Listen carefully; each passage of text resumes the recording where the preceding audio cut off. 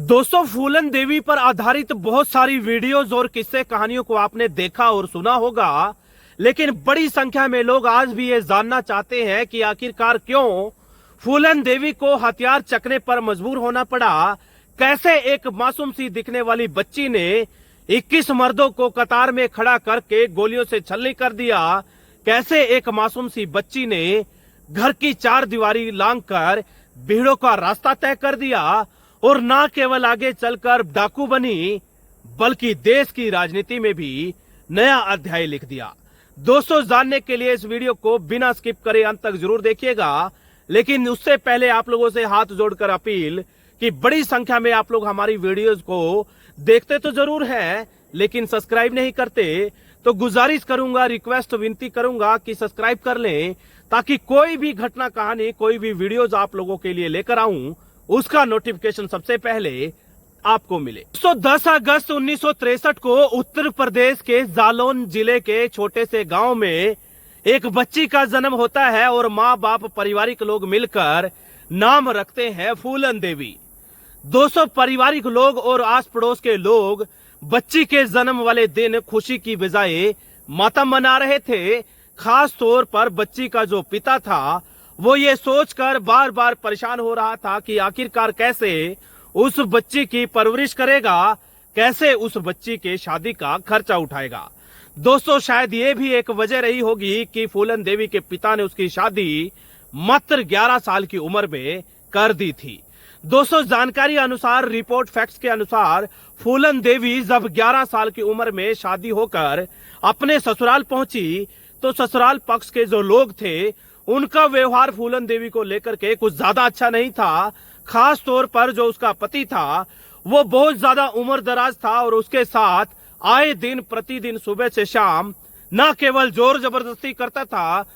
बल्कि हद से ज्यादा प्रताड़ित किया करता था। दोस्तों, फूलन देवी वहां पर ज्यादा दिन नहीं टिक सकी, चूंकि वैर विरोध करना, गलत का पुरजोर तरीके से मुकाबला करना फूलन देवी के खून में रचा बसा था। दोस्तों, फूलन देवी सीधा अपने मायके लौट आती है और जैसे ही मायके आकर देखती है कि उनकी पुश्तैनी जमीन, जो कि मात्र 1 एकड़ थी, वो भी उसके सगे चाचा ने जोर से, दबाव से, कहीं न कहीं दबके से दबा ली थी।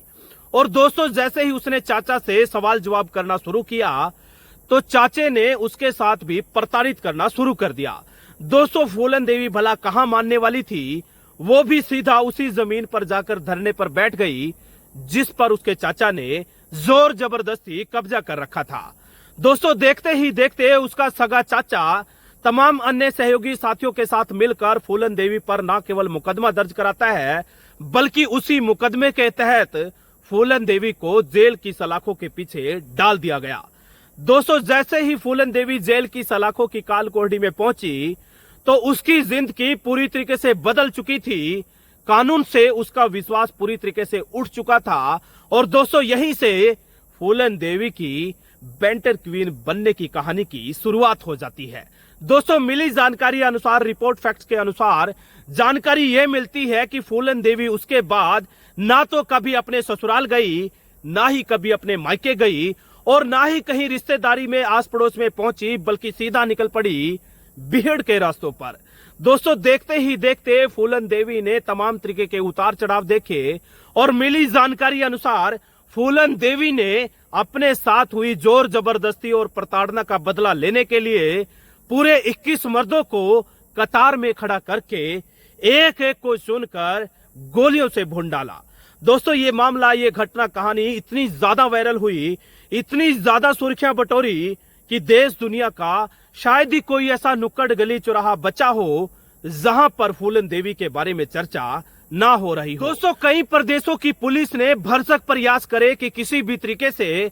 फूलन देवी को मारा जा सके या गिरफ्तार किया जा सके, लेकिन भरसक प्रयास करने के बावजूद भी तमाम प्रदेशों की पुलिस ने हथियार डाल दिए, यानी कि फूलन देवी को गिरफ्तार करने में सफल नहीं हो सकी। कुल मिलाकर के तत्कालीन मुख्यमंत्री मुलायम सिंह यादव ने दोस्ती का हाथ बढ़ाया और फूलन देवी के साथ ये करार तय किया गया कि उसके खिलाफ जितने भी मुकदमे हैं सबको वापस ले लिया जाएगा, लेकिन शर्त यह है कि फूलन देवी को हथियार डालने पड़ेंगे। दोस्तों शर्त के मुताबिक फूलन देवी ने हजारों लाखों की संख्या में लोगों के समक्ष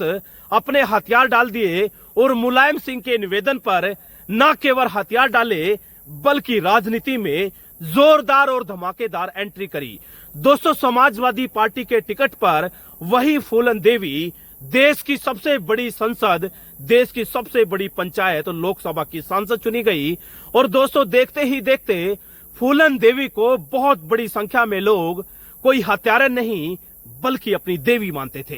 दोस्तों आगे चलकर फूलन देवी को चुपके से पीठ पीछे वार करके